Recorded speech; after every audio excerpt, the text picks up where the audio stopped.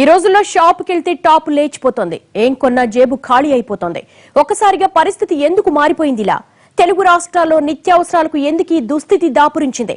నిత్యావసర ధరలపై నియంత్రణ ప్రభుత్వానికి సాధ్యం కాదా?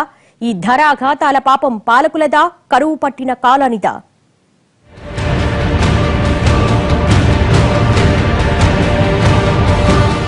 ఓ పక్క భయపెడుతున్న ఆహార ద్రవ్యోల్బణం, మరో పక్క పగబట్టిన ప్రకృతి, ఈ రెండు పెరుగుతున్న ధరలకు కారణమవుతున్నాయి.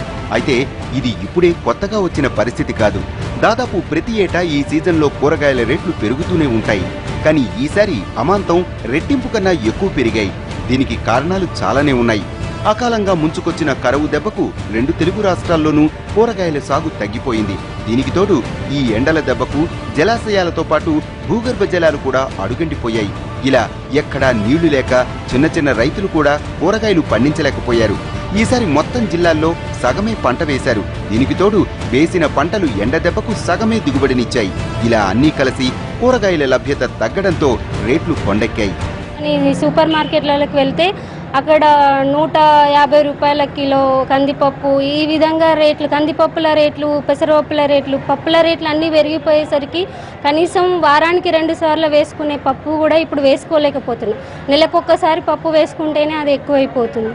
ఈ విధంగా అన్ని రేట్లు పెరిగిపోయేసరికి సామాన్యులకు ఇబ్బందిగా ఉంటుంది. కాబట్టి ప్రభుత్వం చొరవ తీసుకొని ఈ కూరగాయల మార్కెట్ ధరలను అదుపు చేయాలని మేము కోరుకుంటున్నాం. ఇలా ప్రజల పొట్టగొడుతున్న ఈ రేట్ల పోట్లను అదుపులోనికి తీసుకురావాల్సిన ప్రభుత్వం కాస్తంత ఆలస్యంగానైనా మేల్కొంది.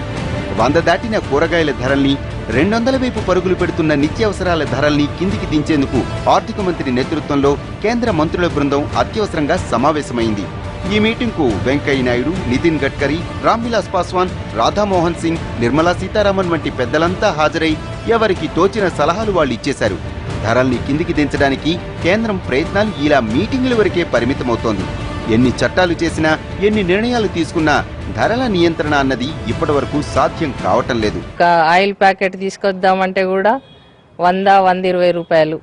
ఒకప్పుడు 45 రూపాయలు పెడితే ఆయిల్ ప్యాకెట్ వచ్చింది. పిల్లలకి ఏమన్నా చేసి పిండి వంటలు చేసి పెట్టాలంటే కూడా ఏం కొనేట్టు లేదు, చేసేట్టు లేదు. శనగపప్పు తీసుకొచ్చి చేద్దామన్నా కూడా ఆయిల్ ప్యాకెట్ శనగపప్పుతో 150 రూపాయలు అయిపోతాయి.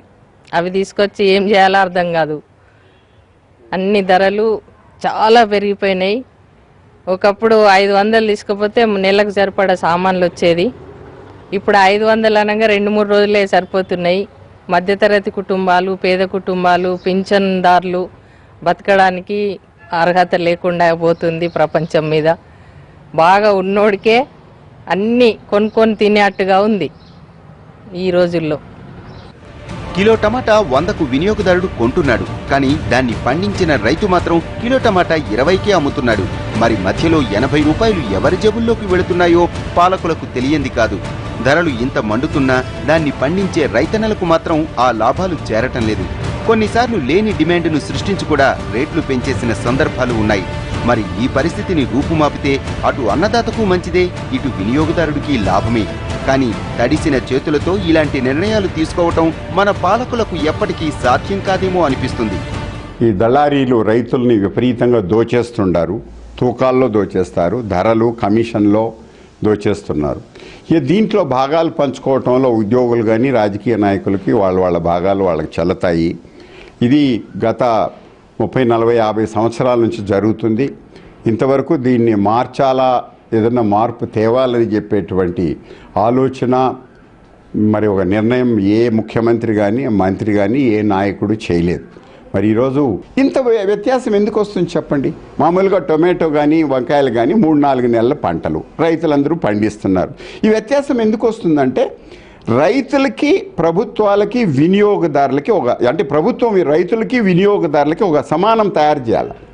ఎంత ప్రొడక్షన్ కావాలా, ఎంత వస్తుంది, ఆ ప్రాబ్లమ్స్ను మరి ఇవన్నీ నా చేసే చిత్తశుద్ధి ప్రభుత్వానికి ఉంటే ఖచ్చితంగా చేయొచ్చు. నిజానికి ధరల స్థిరీకరణకు చేపట్టవలసిన చర్యలపై ఇప్పటికే ఎన్నో నిపుణుల బృందాలు నివేదికలు ఇచ్చినా అవన్నీ బుట్టదాకలే అవుతూ వచ్చాయి. రవాణా మార్గాలు పెంచడం, కోల్డ్ స్టోరేజీలను విస్తృతంగా ఏర్పాటు చేయటం, రాష్ట్రాల వద్ద నిల్వల్ని ఎప్పటికప్పుడు సమీక్షించడం వంటి చర్యలతో కాస్తంతైనా ధరలను స్థిరీకరించవచ్చన్నది ఫిక్కీ సలహా. అంతేకాదు భారీ ప్రణాళికతో ముందుకు వెళితే శాశ్వత ప్రాతిపదికన ధరల స్థిరీకరణ కూడా సాధ్యమవుతుంది. కానీ ఆ దిశగా ఒక్కరూ ఆలోచించటం లేదు.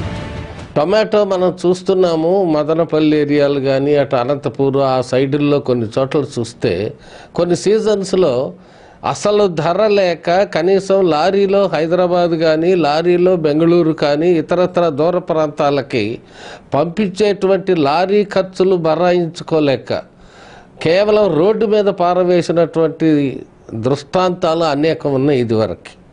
అవి ఈ సంవత్సరం కూడా జరిగినాయి ఆ సీజన్లో. ఇప్పుడు చూడండి ప్రతిదానికి రేట్ ఎక్కువైపోయింది. కాబట్టి ఇక్కడ ముందుగానే సేకరణ అన్నమాట.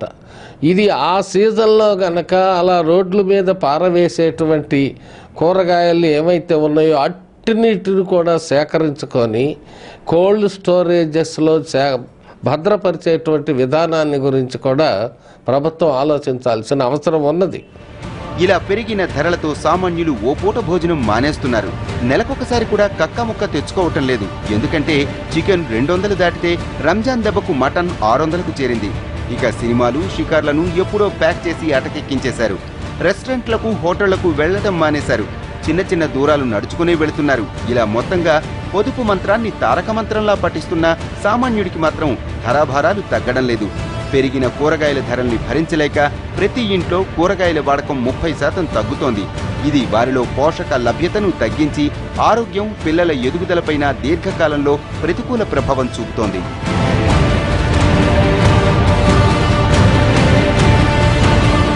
ఇప్పటికే భారాన్నంతా బడుగు జీవులే మోస్తున్నారు. కొన్ని చోట్ల భార్యాభర్తలిద్దరూ బతుకుబండిని లాగుతున్నా అసలే పెరిగిన స్కూల్ ఫీజులతో జూన్ అంటేనే భయపడిపోతున్నాడు సామాన్యుడి. ఇప్పుడు ఈ పెరిగిన ధరలు చూసి పిచ్చోడైపోతున్నాడు. రక్తాన్ని ధారపోసినా తమ పిల్లలకు చదువు కొనలేని పరిస్థితి ఓ పక్క సామాన్యులను భయపెడుతూనే ఉంది. దీంతో ఓ మధ్యతరగతి జీవుడు ఆకలా చదువా అన్నది బేరీజు వేసుకోవాల్సిన పరిస్థితి తలెత్తింది. ఎప్పుడైనా చిన్న అనారోగ్యం వస్తే ఆసుపత్రికి వెళ్లి ఆ ఖర్చులు భరించటం కన్నా వ్యాధితో బాధపడటమే మేలనుకుంటున్నాడు.